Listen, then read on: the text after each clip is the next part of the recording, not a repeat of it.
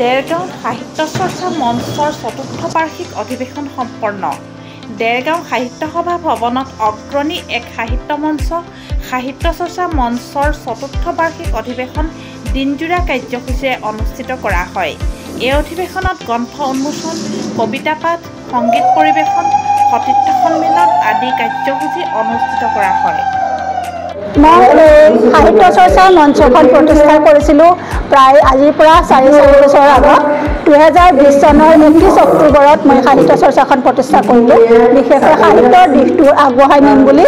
আৰু সেই মই যথেষ্টখিনি উপকৃত হৈছোঁ বুলিও ভাবিছোঁ, কিয়নো এতিয়ালৈকে প্ৰায় মোৰ মঞ্চখনত 5,900 সদস্যৰ এটা বৃহত্তৰ গোট, য'ত নেকি অসমৰ সিমূৰৰ পৰা সিমূৰলৈ বহুতখিনি সদস্য ইয়াত যোগদান কৰিছেহি। আজি এই বাৰ্ষিক অধিৱেশনখনতো প্ৰায় অসমৰ ইমূৰৰ পৰা সিমূৰলৈ সকলোখিনি সদস্য ইয়াত আহি যোগদান কৰিছে। আৰু আমাৰ মঞ্চখনত প্ৰতি মাহে এখন সাংস্কৃতি নামৰ অনলাইন আলোচনী ওলায়, এখন দুমাহৰ মূৰে মূৰে চৰ্চা নামৰ চপা আলোচনী ওলায়, আৰু প্ৰতি বছৰে সাহিত্য সংস্কৃতি নামৰ এখন বাৰ্ষিক মুখপত্ৰ ওলাই আহিছে।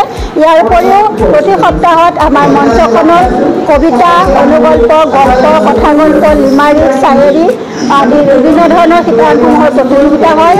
অসমীয়াৰ পৰা হিন্দীলৈ, হিন্দীৰ পৰা অসমীয়ালৈ, ইংৰাজীৰ পৰা হিন্দীলৈ, ইংৰাজীৰ পৰা অসমীয়ালৈ আৰু অসমীয়াৰ পৰা ইংৰাজীলৈ কবিতাসমূহ অনুবাদ কৰা হয়।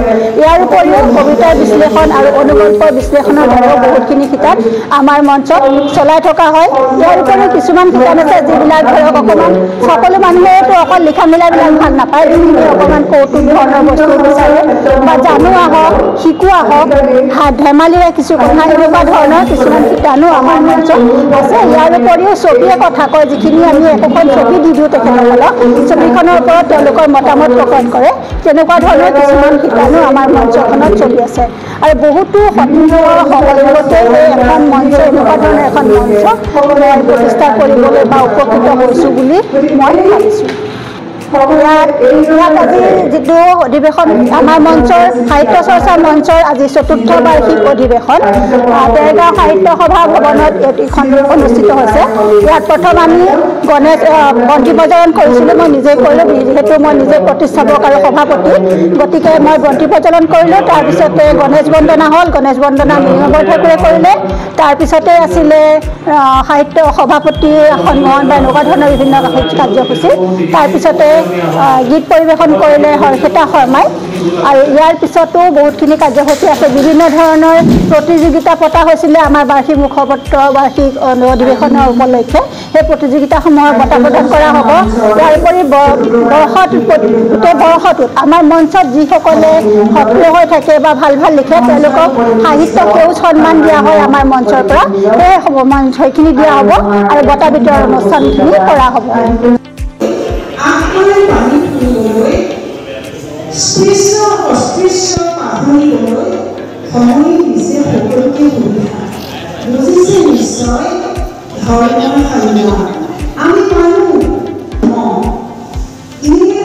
বিশ্বাস ধৰ্ম শান্তিৰ অৱশ্যে বন্তি সকলোৰে হৃদয়ত উজলি উঠক। ধন্যবাদ।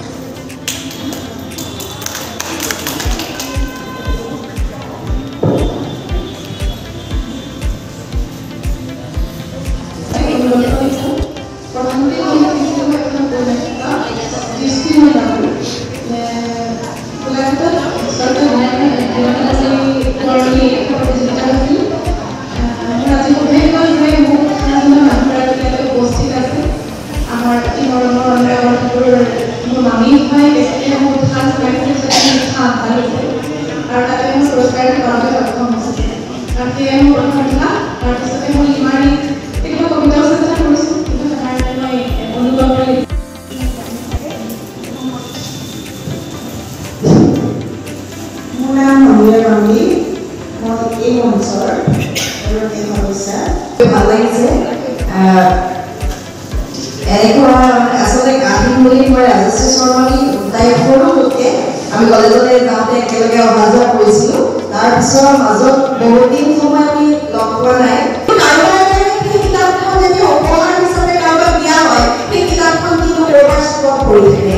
মই এনেকৈ আজি কেইদিনমানতে মই পাইছোঁ এজন অলপ ভাল নামজনা কবি